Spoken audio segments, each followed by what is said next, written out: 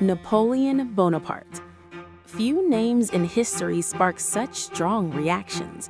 To some, he was a military genius who reshaped Europe. To others, he was an ambitious ruler whose hunger for power led to endless war. But one thing is certain, Napoleon's rise was extraordinary. He was not born into royalty. He did not inherit a throne. Instead, Napoleon climbed his way to the top through intelligence, discipline, and relentless ambition. In just a few years, he went from an unknown officer to the most powerful man in Europe. So how did this happen? How did one man change the course of history? And what lessons does his story still teach us today? Napoleon was born in 1769 on the island of Corsica, a rugged Mediterranean island that had only recently become part of France. His family was not wealthy or powerful. They were minor nobles at best, struggling to maintain their status. From the beginning, Napoleon felt like an outsider. When he was sent to military school in mainland France, he spoke French with a strong Corsican accent. His classmates mocked him for his background, his name, and his poor manners. Napoleon was socially isolated, often spending his time alone reading books about history, mathematics, and warfare. But this isolation shaped him. Napoleon developed an intense focus, a sharp memory, and a belief that greatness was earned, not given. While others socialized, he studied battle formations and the lives of great commanders like Alexander the Great and Julius Caesar. Even as a teenager, Napoleon believed he was destined for something larger. France in the late 1700s was on the edge of collapse. The monarchy was weak, the economy was failing, and the people were angry. In 1789, the French Revolution erupted, tearing down the old system and creating chaos. For many, this chaos meant danger. For Napoleon, it meant opportunity. The revolution dismantled traditional hierarchies. Promotions were no longer based on noble birth, but on ability and loyalty. Napoleon, trained in artillery, a highly technical and important role, stood out immediately. In 1793, during the siege of Toulon, Napoleon played a crucial role in recapturing the city from enemy forces. His strategic use of artillery turned the tide of the battle. At just 24 years old, he was promoted to brigadier general. This moment marked the beginning of his rapid rise.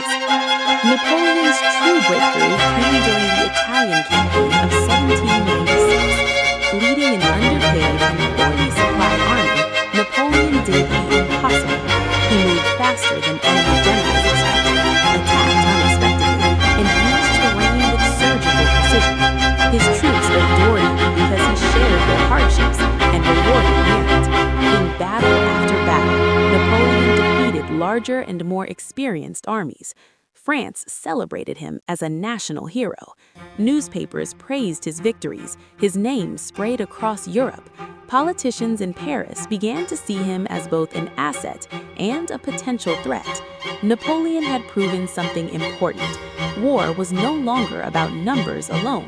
It was about speed, coordination, and intelligence.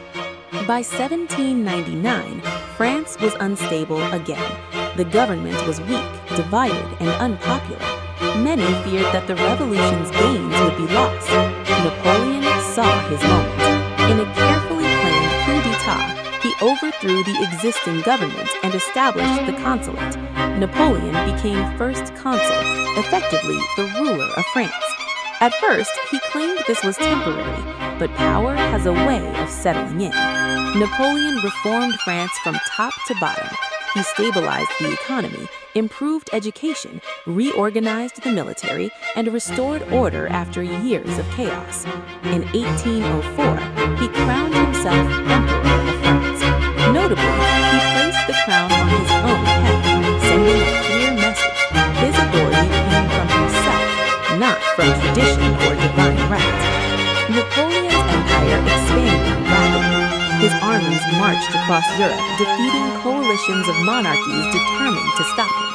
From Spain to Austria, Napoleon reshaped borders, installed loyal rulers, and spread revolutionary ideas. One of his most lasting achievements was the Napoleonic Code, a unified legal system that promoted equality before the law, protected property rights, and ended feudal privileges. Versions of this code still influence legal systems today, but constant war had consequences. Europe resisted. Nationalism grew. Countries united not just against France, but against Napoleon himself. In 1805, Napoleon faced Russian and Austrian forces at the Battle of Austerlitz. Outnumbered, Napoleon used deception.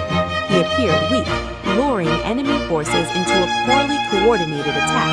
At the perfect moment, he struck the center of their army, splitting them apart. The victory was total. Austerlitz is still studied as one of the greatest tactical masterpieces in military history. It solidified Napoleon's reputation as a battlefield genius. But it also fed his confidence, perhaps too much. In 1812, Napoleon made his greatest mistake.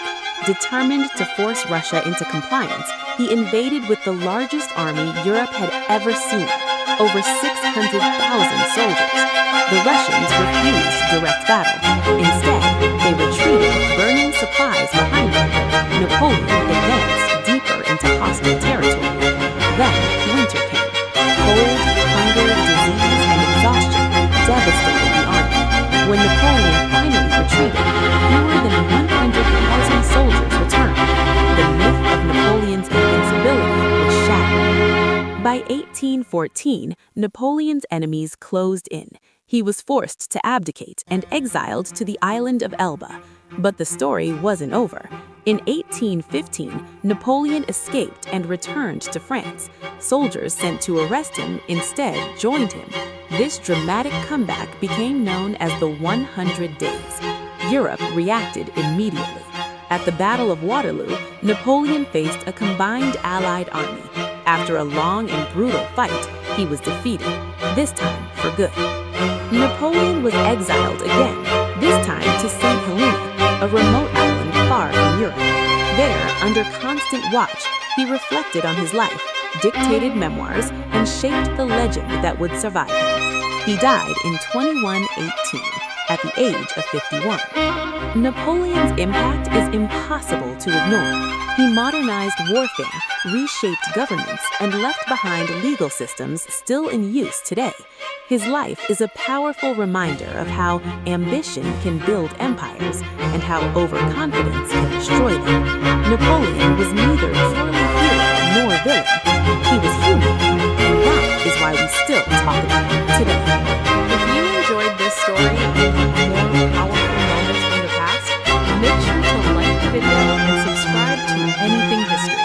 Because history isn't just what happened, it's what still shapes our world today.